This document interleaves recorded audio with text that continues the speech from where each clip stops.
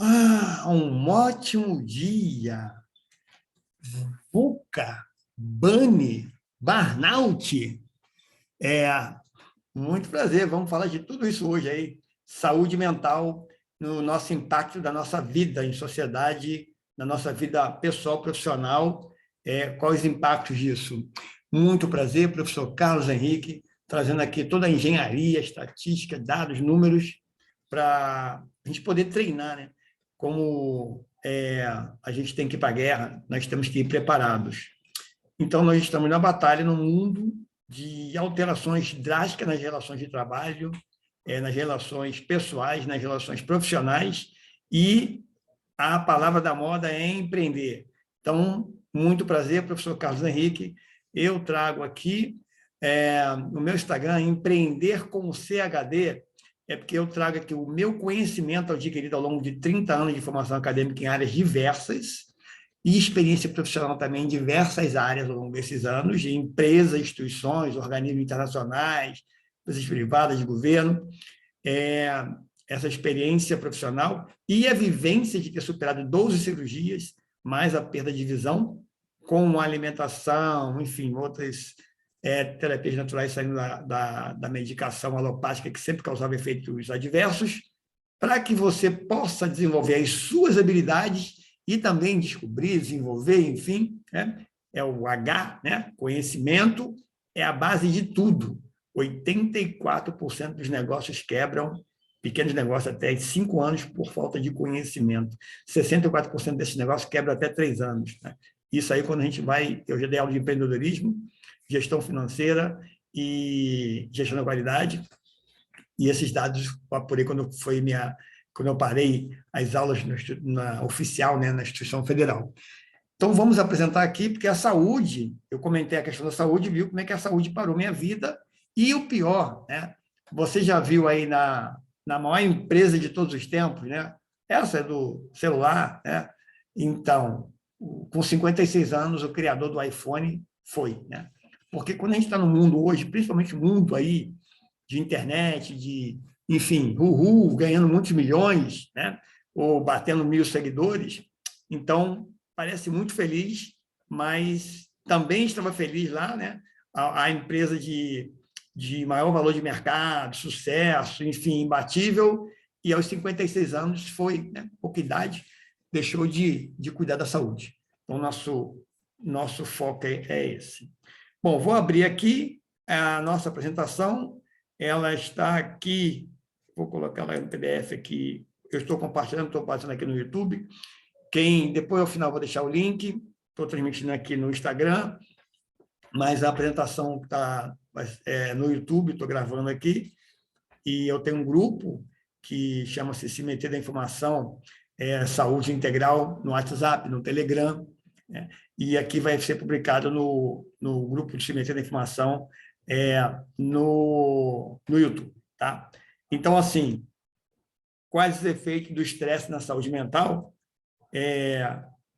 Que é o nosso tema, né, de hoje, que eu fiquei aí, estou um pouquinho atrasado, porque também tive aí umas intercorrências na saúde. Então, a gente tem que parar e cuidar da saúde primeiro. Tá? Então, primeiro dado, vamos lá. Né? Por que tanta ansiedade e depressão? Né? Então, dados da Organização Mundial de Saúde 2000, baseando-se nesses dados, né? E aqui, esses dados foram publicados na PebMed, que é uma publicação online, né, de publicações médicas, né, especializada, né, contava que 25% das crianças do mundo sofrem de depressão. Ou seja, 25%, uma em cada 4 crianças no mundo sofrem de depressão, né? Esses dados ainda de 2019, e 20% das crianças no mundo lidavam com a ansiedade. Né? Ansiedade é o que vai ser, né? Aqui eu sofro ansiedade, como enfim. Né? Então, 1 em cada 5 crianças sofria de ansiedade. Estou falando de criança, não estou falando de adultos. Né? Bom, repetindo um dado, algumas coisas da apresentação anterior, que foi o início, que eu apresentei um panorama geral dos dados do OMS das 10 principais enfermidades do mundo que causam comorbidades, a gente chama de incapacidade, né? Ou mortes, óbitos, né? E Alzheimer e doenças demenciais relacionadas, né? Doenças neurológicas, demenciais, elas estavam em 7º lugar no mundo, mas em 3º lugar nas Américas, aqui, desde o Canadá até o sul, lá na Argentina, né? Nossos países aqui do continente americano. Alzheimer e doenças demenciais, doenças relacionadas à questão neurológica, estavam em 3º aqui nas Américas e na Europa também. Vamos ver esse modo de... Tem alguma coisa a ver, né? Porque as Américas, né, foram colonizadas pela Europa, então estamos seguindo algum padrão, né? Nós seguimos o modo de vida europeu-americano. Vamos ver se isso tem alguma correlação, mas interessante, né? Bom, e aí, seguindo esses dados, né, esse aqui foi publicado pela Organização Mundial de Saúde, tá? Tá a referência toda ao final da apresentação. E, em 2019, já se estima, né, em segundo relatório do OMS, né, também está aqui as referências ao final, de quem publicou, né, mostrava que o Brasil possui a maior incidência de ansiosos do mundo, né? A estimativa indicavam cerca de 18,6 milhões de pessoas com ansiedade de casos, né? Isso diagnosticado, né? No Brasil, né? O Brasil tem a população de cerca de 210, em 2019, 211, 212 milhões, em 2019, com 18,6 milhões de casos de ansiosos, né? Figurando os maiores do mundo. Bom, e nesta época, dos que foram diagnosticados clinicamente, dos brasileiros que buscaram ajuda clínica em 2019, 7,5% apresentavam depressão, foram diagnosticados, né, clinicamente, por médico ou por terapeuta, enfim, né? E 9,3% apresentavam a ansiedade. Tá? Bom, com a questão do confinamento, poucos meses depois foram feitos estudos, tanto pela UERJ, Universidade do Estado do Rio de Janeiro, e também a Universidade lá do Rio Grande do Sul, e mostraram aumento de 90% nos casos de depressão. Quer dizer, o Brasil já era um dos primeiros do mundo, e em número de pessoas, em percentual, e houve um aumento de 90% dos casos de depressão e de 80% de casos de ansiedade, né? Bom, como é que... Aí a gente, às vezes não, né? A relação do ser humano, ele confia naquele caso ali do lado, enfim, né? Os dados estatísticos, isso é para nos proteger.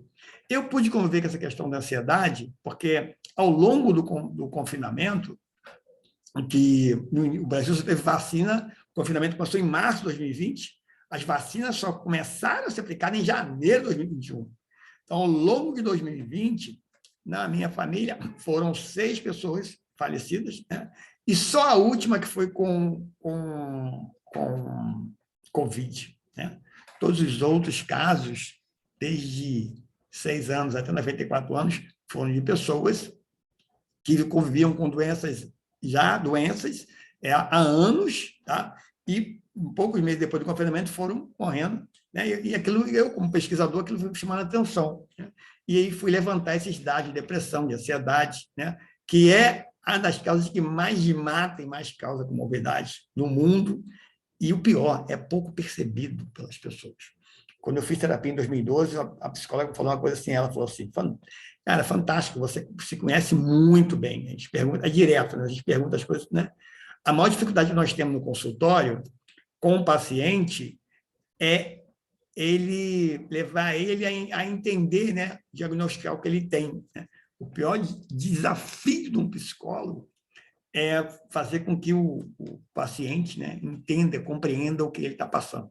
Bom, então, veja, de 6 casos, eu disse que apenas um foi de Covid, né? Todos os outros eram doenças que a pessoa convivia, isso aí para fazer uma correlação, chamou a atenção para fazer a correlação de como é que a depressão, a pessoa já está com aquela doença, com câncer, com a doença rara, com a idade, enfim. E aí vem esse confinamento, a pessoa fica mais fechada, e aí a morte é mais prematura.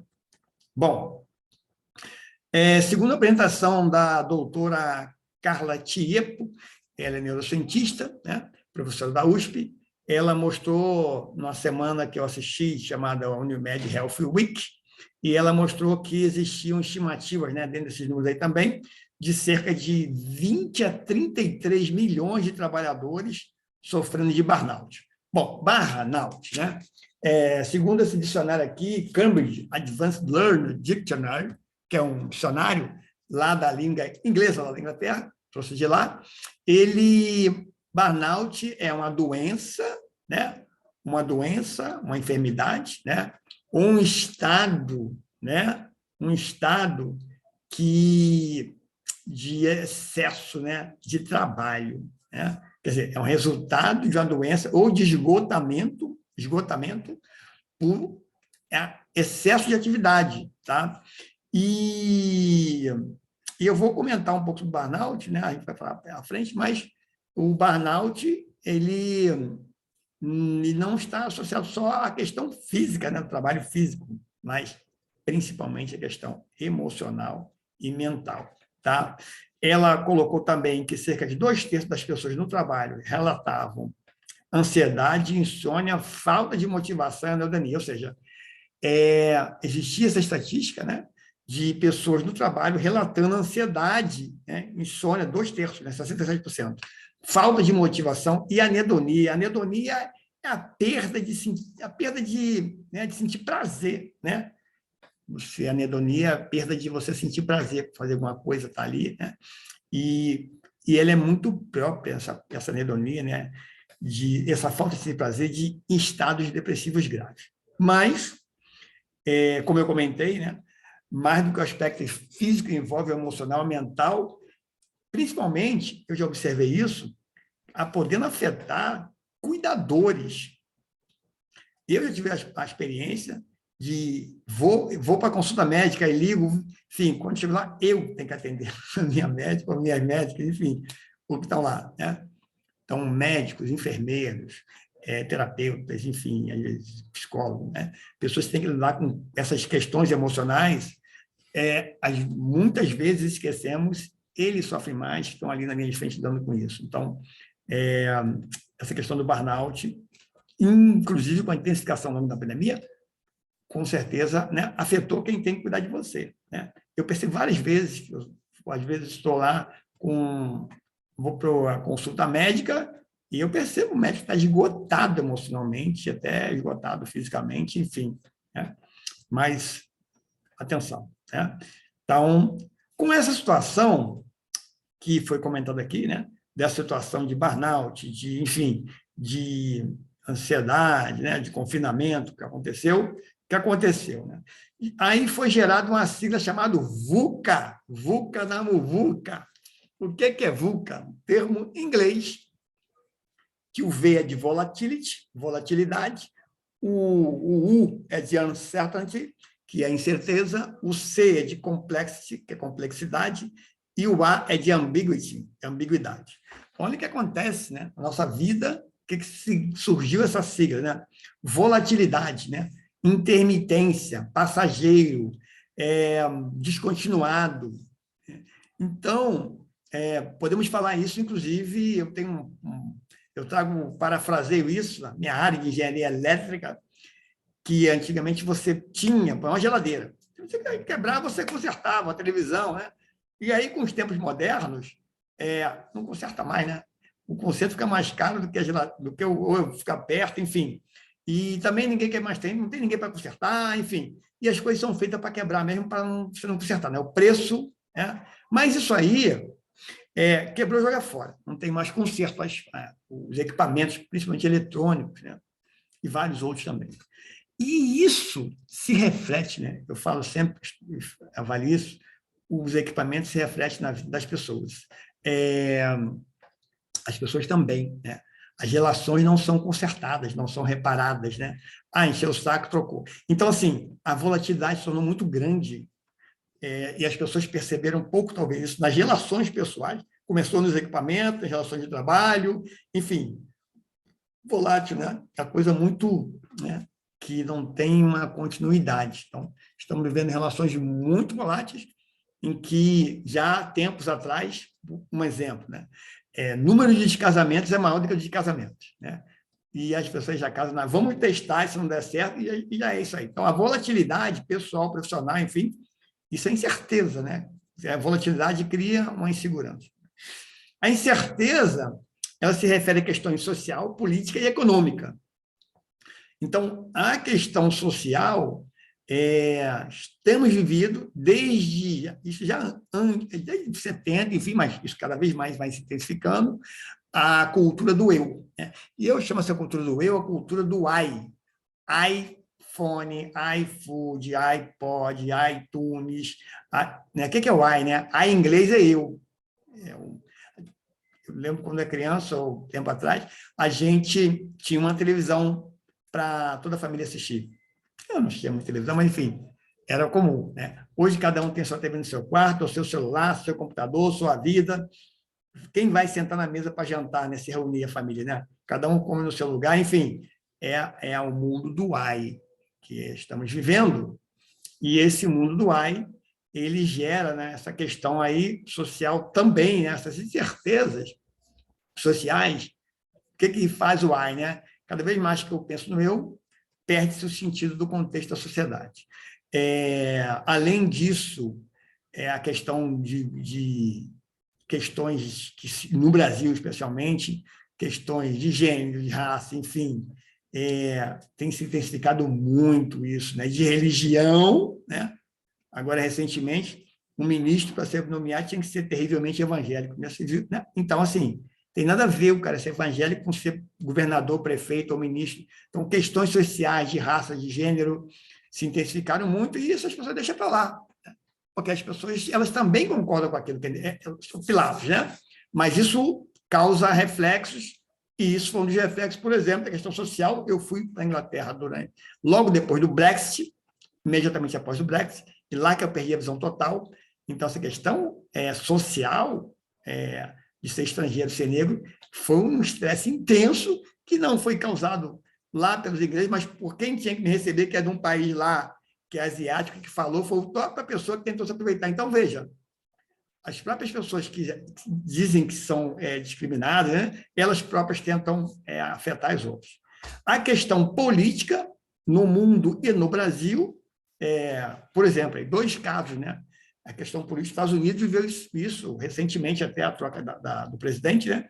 Aquela invasão do Congresso, enfim, isso gerou o maior país, do país mais rico do mundo, Estados Unidos mais poderoso, vivendo aquela situação tensa, questão racial, foi bem explanada, questão de país que tem tecnologia, laboratório, não usou vacina, né? E aí está com o maior número de pessoas contaminadas no mundo, questão política, e tem a questão econômica. Então, as questões políticas no Brasil têm um impacto muito grande, porque em 2018 teve uma grande crise, já vinha de antes, mas em 2018 essa coisa se intensificou muito, com briga entre pessoas e famílias, porque do candidato A, do candidato B, isso causou um estresse. Eu me senti também muito estressado, porque eu tenho amigos tanto que são da direita e da esquerda, eu não sou da direita e da esquerda, eu sou educação, saúde e bem-estar social para a população. Quero saber se é corrupção, se é não sei o quê. Para mim, a lógica é a seguinte: os países são desenvolvidos não é porque tem corrupção, não tem corrupção. Quem nasceu ovo, primeira galinha. Eles são desenvolvidos porque eles cresceram e investiram em educação, ciência e tecnologia. Vai lá e vê. Então, aí, com ciência, tecnologia e educação, as pessoas, o país vai desenvolver, vai crescer. Você vai começar a ter outros conceitos, né? A crise econômica, muito afetada por a questão também de mudanças nas características do emprego. Com crise econômica, o mundo venceu a crise econômica de 2008, aquela crise chamada crise do subprime dos imóveis americanos, que afundou o mundo. Depois, passamos por uma crise lá em 2011, 2013, que aprofundou na Europa e afetou também o Brasil. O Brasil começou com uma outra crise política, econômica e social em 2014, quando o candidato perdeu a eleição, e aí ele também criou-se um movimento para se tirar um governo que foi tirado de forma abrupta, e na época todo mundo dizia, mas todo mundo sabe, né? Então, assim, independente disso, criou-se toda uma confusão a partir dali, 2014 até 2016, e só que a população como um todo, a situação desde 2014 para cá, principalmente 2016, só piorou para a população em geral. Questão de emprego, questão enfim, das questões da população como um todo, né? O mundo também passou por isso, né? Houve um aumento da renda dos mais ricos e a diminuição da renda dos que são mais pobres de 2016 e 2020, não é só caso do Brasil, não, é caso do mundo inteiro. Então, tudo isso está gerando toda uma confusão no mundo, e isso é o que é a incerteza, né? As pessoas estão preparadas para vir para a internet, como eu estou aqui, não estão preparadas. As pessoas não sabem manejar, né? Eu falo as pessoas, a população, né? Então, esse é um caso. Então, o C é de complexidade, o mundo está cada vez mais complexo, né? Você vai para a internet, milhares de informação, uma doideira, a pessoa assim, como é que eu vou para onde, né? Todo mundo quer vender, quer não sei o quê, quer isso, o cara é o melhor, então, isso causa um estresse nas pessoas. E a ambiguidade, né? A ambiguidade, eu vou mostrar depois, eu chamo de os lados, né? Um triângulo, ele tem, a gente chama de triângulo, a soma dos lados do triângulo tem 180 graus. Né? Então, tem um lado, tem o outro lado oposto. Mas eles são complementares. Mas é o seguinte, né? Ao invés de nós temos visões opostas, não precisa olhar um para o outro para se beijar. Como diz meu professor Richard Maladena, poeta, ele falou, não precisa, dois bicudos não se beijam, nós somos PhDs, doutores. Os PhDs, doutores, são bicudos. Eles não precisam olhar um para o outro para se beijar, né? Eles precisam olhar para o mesmo lugar.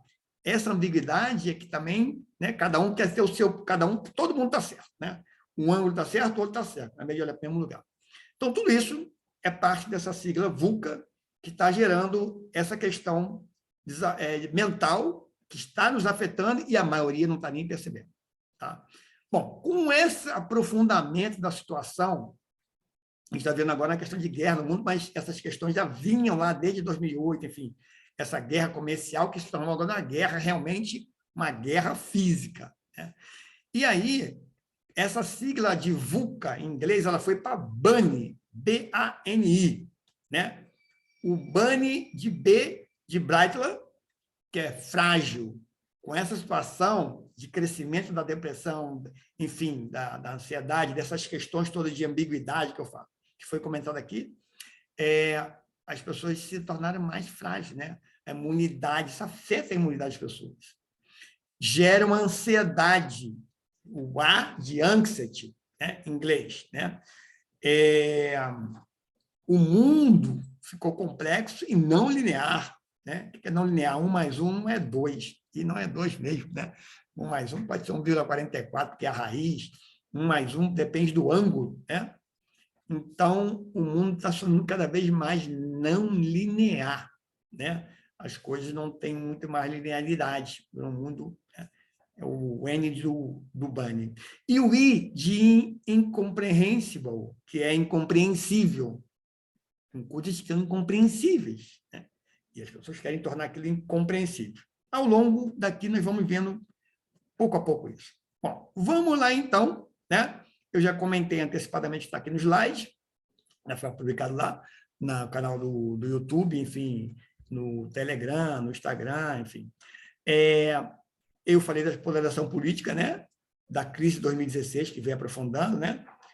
E uma situação, o Brasil tinha saído do mapa da fome até 2014, o Brasil tinha um nível de desemprego baixíssimos, chama 4%, 5% ali de desemprego em 2014, e hoje nós estamos com um nível de desemprego aí de 13% da população, né? Estamos aí com uma faixa de 12 milhões de pessoas desempregadas, mais os desalentados, desalentados são aqueles que já desistiram, né? As pessoas se confundem. O que é desemprego? Desemprego é o percentual de pessoas que continuam buscando trabalho. Esse cálculo no mundo inteiro assim, né? A pessoa que está buscando emprego, ela é considerada um desempregado. Se ele não está buscando, ele já desistiu, ele é desalentado. Então, nós estamos na faixa de 12 milhões de desempregados, hoje no Brasil, e cerca de 4,8 milhões de desalentados. Tipo, já desisti, já gastei muita sola de sapato, não estou nem aí. Né?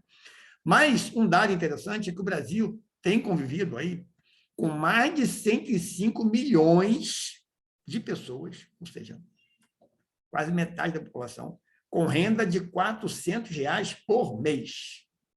Ou seja, mais de 105 milhões de pessoas com renda de R$ 400 por mês. Bom, então isso gera uma coisa, o Brasil voltou para o mapa da fome, que chama segurança alimentar, a pessoa não sabe o que vai comer, se vai comer, isso aumenta a violência, aumenta, enfim. Eu falo sempre, sai aqui num lugar que é 5 minutos do metrô no Rio de Janeiro, que é uma área de classe média alta, você na tua porta ali tem um monte de gente na rua. Em 2016, quando eu voltei da Inglaterra, eu morava na região central do Rio, lugar muito legal, que é a mais badalada do Rio de Janeiro, que é a Lapa, e você viu eu vi aquela quebradeira, né, do comércio, que era forte ali, quebradeira geral, né, de comércio fechando por essa briga política por eleição. Querer ganhar a eleição sem ser no voto, né? Briga política. Bom, então, já comentei questões que estão afetando as pessoas, são essas questões de gênero, começaram a criar questões de gênero, né? Porque agora começou a nova moda de atacar as pessoas, atacar as escolas, atacar professores, enfim, por aí vai, né? Como se fosse a escola ou o professor responsável por alguém mudar o seu gênero ou intensificar isso, né? Enfim, né? Os pais perderam a sua responsabilidade, né? E aí o Estado, ou algumas pessoas do Estado, se acham no direito, e algumas pessoas da sociedade que tem que fazer aquela cura, chamada cura gay, vai por aí. Isso tem, eu vi situações de pessoas que tentaram se matar, né? Porque aí, se matar, né? Família, né? Prefiro você morto do que você gay e tal, coisas assim, né? Questões religiosas, como eu já comentei, tem se intensificado, ataques a templos de candomblé, enfim, né? O cara se achar que é o melhor porque é evangélico, porque enfim, porque é ou da católica, não sei. Mas de se criar política e políticos e políticas, porque eu sou evangélico, e daí? Você é evangélico, né? Se o Brasil fosse um país bom por ser evangélico, ou não nem evangélico, né? Independente, cristão, né? Vamos dizer cristão. Dado o Brasil tem 92% da população que se diz cristã. Tá? Se isso fosse verdade, nós não seríamos só 1,6% de doadores de sangue. O cristão ele lá doar sangue, né? E não vai. Né? É muito bom ser cristão, mas não vai lá doar o seu sanguinho ou a medula para quem está precisando. A cantora de forró, que eu já me esqueço o nome aí, Calcinha Preta, não sei, eu não acompanho, mas viu que coisa inédita, né? Uma cantora famosa deve pedir para doar sangue, né? Para ela. Você vê a falta de sangue até para a cantora famosa. E ali é o ponto que nós vamos chegar, que ela teve a questão lá do rins, né? Que morreu, por medicamentos. É o que a gente está comentando aqui. Bom, então tudo isso gerou essa situação. E vou botar um videozinho aí de um minuto, a gente vê onde começou essa coisa, né? Esse videozinho aqui, ele chama-se, quem está no Instagram pode ver, que é o seguinte, né? Ele chama-se Tempos Modernos, né? De Charlie Chaplin. E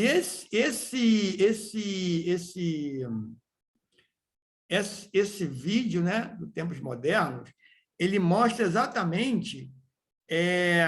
deixa eu ver se eu consigo... Não, aqui... isso aqui que eu preciso fechar. Esse Tempos Modernos, ele mostra exatamente a questão da Revolução Industrial, como tudo começou lá. Então, o que acontece? Ele vai mostrando que essa situação, né, de mudanças, né, de relações de trabalho, de relações de estresse, da situação que estamos vendo hoje, ela começa lá atrás e aí ele vai, é o Charlie Chaplin, né? Se bater aí, você vai botar Tempos Modernos, né? Charlie Chaplin fazendo lá um movimento de revolução dos trabalhadores contra, ou seja, a favor da liberdade, contra a exploração, porque começou lá na época da Revolução Industrial com as máquinas de tem que produzir mais, tem que produzir mais, tem que produzir mais, e a promessa das máquinas, dos computadores, da tecnologia, era que eles vão fazer coisa para nós, seres humanos, trabalhávamos mais. Só que o que aconteceu foi o contrário. Cada vez mais que foi colocando máquinas, cada vez mais que foi botando produção, cada vez mais que foi colocando tecnologia, computador, nós estamos trabalhando mais. Se fosse lá atrás, eu não estaria aqui domingo fazendo essa live aqui, né? Estaria domingo em casa descansando. Então, veja, eu tenho o prazer de estar aqui fazendo o que eu estou fazendo, porque estou transmitindo conhecimento, uma coisa que é importante, saúde mental, para você se desenvolver no seu pessoal, profissional, enfim. Não passar as 12 cirurgias que eu passei, não perder a visão, como eu perdi a visão física, mas graças a Deus, para enxergar mais na vida. Então, você pode ver o filme completo na internet, Tempos Modernos, né? E ele mostra, e aqui é resumido 1 minuto, 1 minuto e meio, ele mostra o Charlie Chaplin na linha de produção, ele entra na linha de produção e ele é esmagado pelas roldanas, né? Esmagado pelas roldanas. Então, vou até parar aqui, voltar para a apresentação, né?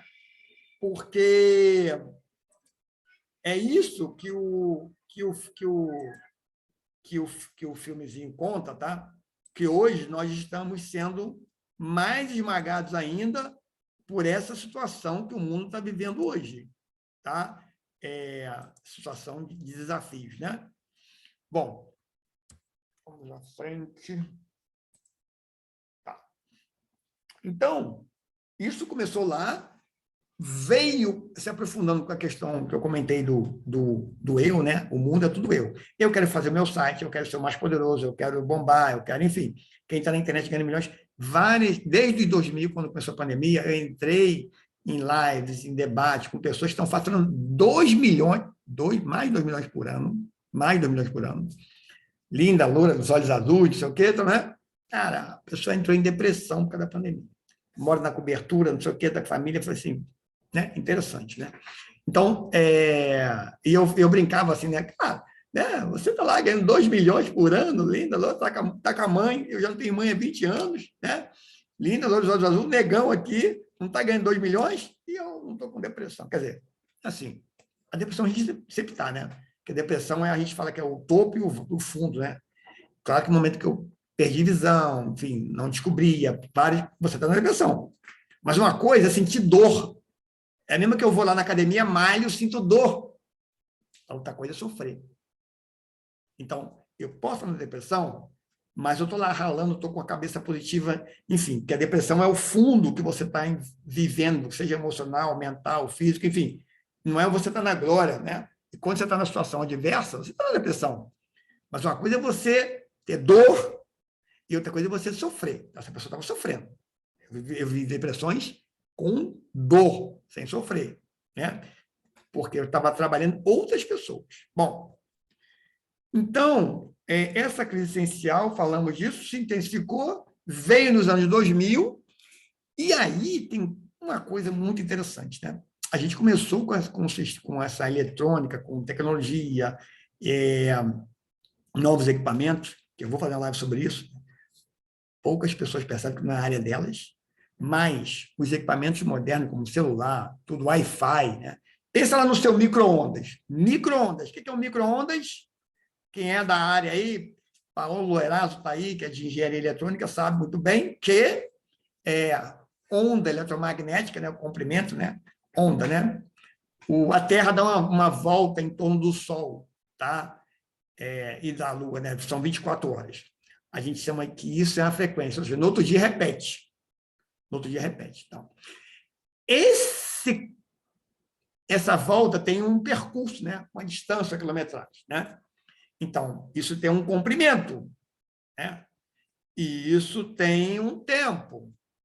Então, se a gente pegar, né, o tempo, né, a gente vai ver o seguinte, é o caso do corredor de maratona e um corredor de corrida curta, eu sempre faço a comparação. O corredor de maratona, como a corrida é longa, a distância até a corrida pela terra maior, né, ele vai ter que correr passadas mais não tão rápidas. Ele vai dar passos mais largos, mas ele vai ter que correr mais lento, que são 42 quilômetros. Se eu for correr, eu corria 800 metros, 400 metros, eu corria longo. Então, se eu for correr corrida mais curta, eu tenho que acelerar mais. Então, a distância é menor, eu acelero. Então, vamos lá. O que é Wi-Fi? O que é essas ondas? A gente vai falar isso aí.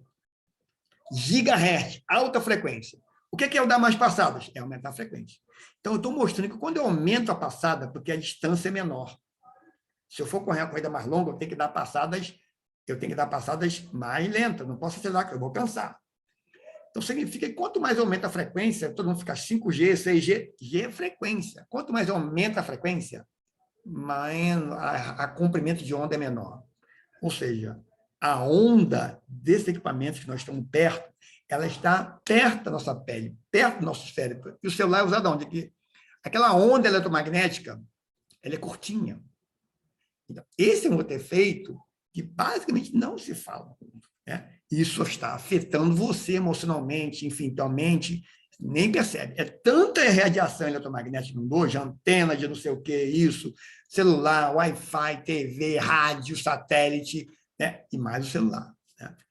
O Wi-Fi na casa, que não está afetando. Bom, isso tudo resulta num estresse enorme. E, para finalizar, que nós falamos sobre isso aqui, né? Essas situações todas que eu comentei, né? Relações de trabalho que foram causadas pela relação de trabalho lá da Revolução Industrial, chegou até o nosso mundo hoje de internet e tecnologia, com esse excesso de informação, eu tenho que fazer cada vez mais, eu tenho que produzir cada vez mais, muita informação na rede, né? Esse desafio tecnológico, de quem domina isso para... Como é que eu vou ter emprego, né? Essas crises econômicas, hoje o Brasil volta a viver de novo o embate aí, ó, briga agora já na eleição, né? Cadê alguém falando do que os eleitores, 23% falaram, ó, a gente quer saber de educação. Né? Tudo isso gerou o quê? Desafios no emprego das pessoas para se manter empregados. Nós estamos com esse nível de desemprego aí por causa disso. Né?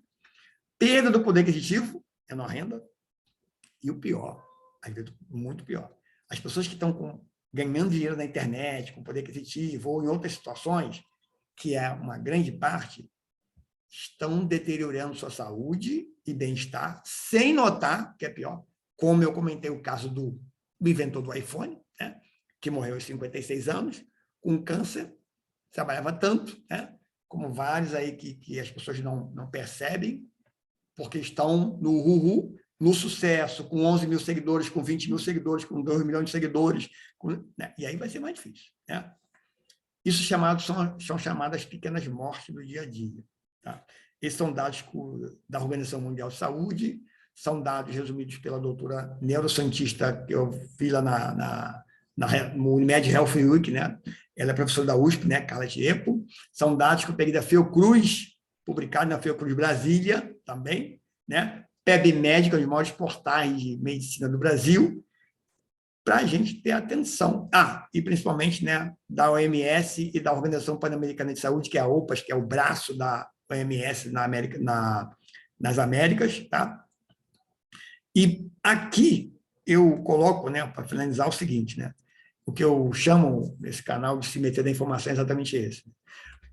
O mundo, essa semana eu passei por uma situação aí que o advogado falou assim, não, você não tem que ir lá no cartório porque eu sou advogado, eu tenho que falar assim, eu não sou menino de recado, eu sei, porque quem disse que eu não posso... Chego lá no cartório, o cara não quer me dar informação. Por que não quer me dar informação? Porque é online? Não, meu amigo, é lei de informação. Eu tenho que ler o negócio. Né? Aí você vai falar com o advogado, não, você não tem que ir lá. Por quem disse que eu não tenho que ir lá? Onde é que está na lei? Não, porque eu sou advogado. Você é advogado para peticionar e tal. Mas eu tenho que saber, eu não tenho que receber recado seu. Porque o tempo que você vai me dar o recado pode ser demorado, até publicar. Eu já estava lá. E outra coisa, você pode me dar informação, eu posso ler e achar diferente, posso discutir. Então, a gente tem que ter conhecimento dessas coisas. Né? Eu dei esse caso porque, assim, eu falo em relação à saúde, tá? Eu sobrevivi à primeira apendicite supurada porque eu sabia entender um exame de sangue, um hemograma. Ler meu leucócito, ler meu nível de bastões, enfim, coisas básicas de hemograma, que o médico, eu estava com a apendicite supurada, meu nível de leucócitos normal, 4.000 por milímetro cúbico, é normal, porque eu peguei minha pasta com meus exames e vi quando eu estava bom. Aqui, eu estava bom aqui, peraí, era sempre 4.000. Eu estava com 13.700 leucócitos. E, na tabela, à época, o normal era de 4 a 8. Então, vejam bem, como você tem que cuidar da sua saúde.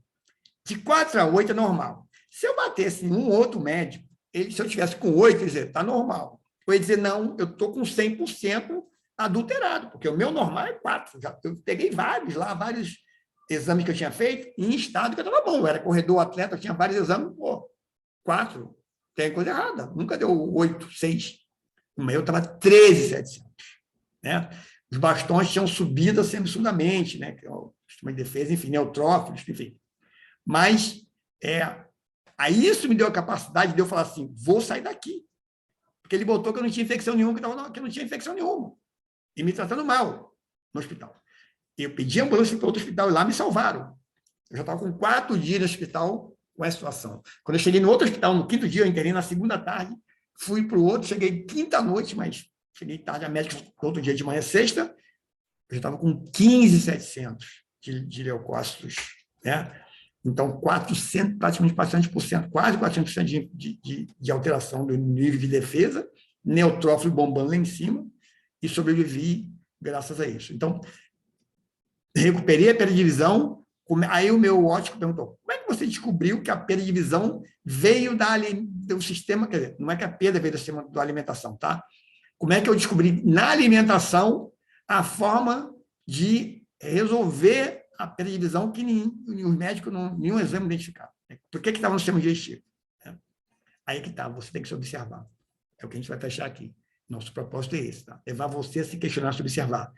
Eu observei que eu perdi a visão, inclusive na Inglaterra, que eu perdi a visão total, não enxergava nada. E a primeira coisa que você tem que ter nessa hora é calma, tranquilidade, se a gente vai trabalhar. Porque se eu tivesse desespero, eu estaria sem visão até hoje. Na hora que a menina me pegou lá, e eu estava enxergando nada, breu, à noite, num lugar que é meio do mato mesmo, é uma base aérea lá, que virou universidade,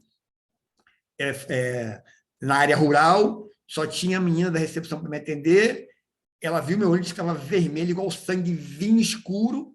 Eu fiquei calmo, respirando, relaxando. Calma, trabalhei. É isso que nós vamos trabalhar aqui. E depois de quase 40 minutos, tem um laudo médico mostrando, quase 40 minutos, que ele foi me entender, a minha visão foi voltando. Então, aquilo veio já de uma situação de estresse, que levou a questões físicas, enfim. Mas depois, eu vim para o Brasil, fiz vários exames, não achava nada. E eu fui relatando para a minha médica homeopata, que é clínica, não está olhando só o olho, não está LFD, né? Clínica, que a gente não dá atenção. A primeira televisão foi perto de 7 da noite, antes da janta. A segunda foi 11 e pouco, antes do almoço. A terceira foi à tarde, lá perto da janta. Então, sempre antes, quando o estômago estava vazio. Eu estava na hora, pouco antes da refeição. Ela foi se ligando, né? Então, é isso que é o nosso trabalho, para você se ligar, porque assim, a sua saúde, seu bem-estar, a sua vida, é você que tem que cuidar. Você tem que cuidar. Você leva as informações para o médico, para o terapeuta, mas você tem que ter essa informação. Tá? Enfim, era isso. E essa informação que a gente quer dizer é o seguinte, tem um slide que eu estou mostrando, coisa da última live que eu apresentei. Você tem que cuidar, porque o mundo hoje está muito assimétrico.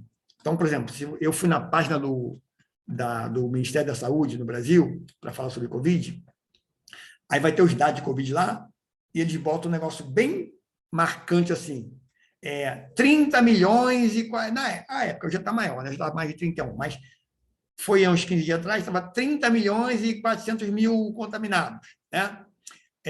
Aí botava bem grande assim do lado, grande, garrafal, 29 milhões e 480 recuperados, tá? Em acompanhamento, aí dá, quem lê aquilo, beleza, isso aí pega e recupera rápido, né? Só que isso é péssimo, você dar informação dessa, né? Aí botava um pequenininho lá, 663 mil, morreu pouquinha gente, ou seja, 2,2% de mortes, né? Casos novos, tal, beleza, tá? Só que aí, se eu pegar no mundo, que eu falei, Estados Unidos, isso é um dado que as pessoas têm que ter noção, para elas se protegerem, não para questão de governo atacar, não é isso. No mundo, os Estados Unidos, que tem 331 milhões de pessoas, tem 81 milhões de contaminados lá há 15 dias atrás, tá? E agora passou mais de 1 milhão de mortos. Ele estava com 990 mil naquela época. A Índia, com 1 bilhão e 300, quase 1 bilhão e 400 pessoas, tinham 43 milhões de contaminados, com 522 mil mortos. O Brasil, com 213 milhões de pessoas, naquela época, 15 dias atrás, tinha 30,4 milhões de contaminados. Terceiro do mundo em contaminados, mas a população nossa não é terceira do mundo. Né? Muito lá atrás. Né? Então, assim, e 663 mil casos de morte. Então, aí, se o dado que está lá informando que a letalidade é 2,2, as pessoas vão negligenciar. Se o dado não mostra que nós somos o segundo do mundo em mortes, só atrás dos Estados Unidos, as pessoas não vão... E as pessoas realmente relaxaram. Né? Então, isso é importante ter informação. A informação correta, assimétrica, né? Simétrica, é para a gente se proteger, se defender. Tá? Aqui tem um gráfico do OMS, né? E aí, outro dia, agora, recente, um amigo, eu não confio no OMS, eu confio no quê? No que ele quer, né, para ele, né? Mas, enfim, está aqui, né? Mortes por 100 mil, que é um outro dado, né, da Covid. Tá? O Brasil é o terceiro do mundo também em mortes por cada 100 mil habitantes. Só perdia para o México e para a Indonésia. Então, esse é o nosso propósito. Espero ter contribuído com esses dados, principalmente para você parar, pensar na sua atividade. Eu parei minha vida perdendo dinheiro, deixando de ganhar dinheiro, mas, assim, dinheiro, você volta atrás, corre e recupera. Se eu tivesse perdido a visão e não voltasse, já era. Né? Não recupera mais. Saúde, as cirurgias que eu passei, não recupera mais. As cirurgias que eu tirei 28 centímetros do intestino, tirei vesícula, isso aí não recupera mais. Essa é pela vida inteira, eu tenho restrições alimentares, por causa desses órgãos. Então, o mote do domingo, vamos empreender, vamos enriquecer, né? Nós já nascemos milionários, porque nós nascemos ali ganhando a Mega Sena da vida, porque são, no mínimo, 50 milhões de espermatozoides, pode ser até 150 milhões, de 50 a 150 milhões de espermatozoides, eles vão contra a corrente, nadando contra o fluxo, para um espermatozoide chegar na frente e fecundar o óvulo. Foi você que nasceu, eu que nasci e você. Então, nós já nascemos, a chance da Mega Sena é 1 em 50 milhões. Nós já nascemos com a Mega Sena da vida. Nós já nascemos multimilionários. Então, a gente pode enriquecer, ser mais milionário, talvez financeiramente, mas com saúde e bem-estar. Com saúde e bem-estar, com a riqueza de poder ter essa longevidade. No próximo apresentação, nós vamos mostrar os dados, porque, às vezes, eu passei do prazo, eram 15 dias, eu passei do prazo de apresentar, porque tem muitos dados em revista, enfim, jornal. Aí eu tenho que ir lá na fonte original, em inglês, o site do OMS, ler aquilo tudo, porque o repórter, às vezes, lê aquilo e sai distorcido. Tá? Então, a gente vai comentar essas questões mentais mais à frente, mas eu botei todas as referências, fui lá, chequei, enfim, e com a vista afetada tive que parar um pouco isso. Mas vamos buscar manter aí, pelo menos a cada 15 dias, publicações sobre essa questão de como nós vamos empreender, eu digo, no melhor negócio do mundo. E Jesus Cristo fez isso. Ele fez o melhor negócio do mundo, foi cuidar de pessoas. E nem Apple, nenhum negócio do mundo no Brasil Petróleo arrecadou tanto quanto a igreja, que veio precursora. Então, cuidar das pessoas, cuidar da saúde, cuidar do bem-estar, saúde natural, enfim, fazer as pessoas enriquecer nesta área, ter vida, qualidade de vida. Não tem coisa mais, que tem mais rendimento disso. Por quê? Com os dados que eu apresentei, o tanto de pessoas que estão ansiosas, depressivas, que estão desesperadas, que precisam de realmente pessoas que possam contribuir com elas, mas não é o que tem sido feito aí na internet, que o estudo da USP mostrou que a ação de pessoas que não têm capacidade de fazer isso, vão para lá com vários nomes aí, que eu não vou comentar, enfim, aí vai lá, vamos lá, vamos fazer, vamos acontecer, você pode, você acontece, aí um monte de... Isso, no curto prazo, funciona. E a USP demonstrou, ao longo de 4 anos, isso aí é muito simples, só pegar os dados da população brasileira, né? Isso só piorou a situação das pessoas no longo prazo. Só piorou. Como eu falei, o psicólogo, né, falou para mim, a psicóloga falou bem, cara, a pior dificuldade que eu tenho aqui é fazer o paciente entender qual é o problema dele. Se a psicóloga estudou para isso, e ela é boa, ela é boa, eu vou dizer que ela é boa. Érica Vliese, é fantástica psicóloga, né? Foi minha aluna, e depois eu, lá atrás, muitos anos atrás, né, aluna de 15 anos de CRIMA, quando eu voltei, eu fiquei impressionado com a capacidade dela, que era uma pessoa que eu não levava fé, ela era de cabeça virada assim, cara, ficou impressionante. Então, ela falou isso, e a pessoa estava no doutorado, enfim, que é a pior. Então, imagine assim, um psicólogo, que eu, na minha vida, só fiz terapia com 2 psicólogos, sou chato pra caramba, com 2, fiz com uma lá atrás, 20 anos com ela. Os outros eu comecei, todos, não continuei. Com ela eu fiquei mais 1 ano, e faz de novo. Então, eu sou chato. Então, eu trabalhei com isso, com movimento social, né? Não tive a formação, eu trabalhei, mas imagina a pessoa que não trabalhou, não fez nada, e meio eu, enfim, você vai lidar com uma coisa dessa que você não tem capacidade. Então, tem que tomar cuidado. Um ótimo domingo. Se tiver uma pergunta, pode mandar. Se não tiver pergunta, eu vou encerrar aqui, e eu espero ter contribuído. Tá? Às vezes eu me empolgo, vou um pouco a mais, mas eu acho que esse um pouco a mais, né, é exatamente para evitar que eu tenha sequelas, né, eu repito, né, que são permanentes, tem que conviver com isso aí não tem como voltar. Né? Então, eu quero aqui levar isso para você, tá? De você evitar isso, tá? De você viver, porque, assim, a maior riqueza nossa é nosso bem-estar, nossa saúde, são as pessoas que a gente gosta, as pessoas que a gente ama, é o dia a dia, tá? E isso se resume numa palavra. Eu trabalhava em Recife, minha família é do Rio, são 2.500 quilômetros de distância. Eu sempre vinha de avião. Chegava rápido, né? Avião, ou seja, chegava o destino, né? Cheguei lá, sei lá, no topo, ganhei milhões, seguidor, não sei. Eu digo isso, né? Aí uma vez eu vim de carro, 10 dias. Vim passeando, mas eu vim de carro. Foram 2 dias, a gente veio direto, 2 dias. Cara, 2 dias, tá, beleza. Mesmo vim direto. Mas você vê coisas que você não vai ver no avião? Nunca. Eu vim 2 dias, para depois eu vim 10 dias curtindo. Então, o que eu quero dizer? Você pode chegar muito rápido ao seu destino, ao seu lugar que você quer, ao seu sucesso, e não aproveitar o caminho. E eu vim 2 dias, mesmo direto, revezando direto, de 2 dias, mas vi tanta coisa. Agora, imagina eu vim 10 dias, eu curtindo. Eu cheguei em 10 dias. Né? Então, é um custo de oportunidade. Um ótimo domingo e até a nossa próxima apresentação. Ao longo dos dias, eu tenho apresentado aí o Minuto Saúde, com várias dicas de saúde, enfim, que não é minha, mas é testado com médico, enfim, né? É um minuto para você viver usando o alimento como seu medicamento. Aquele abraço.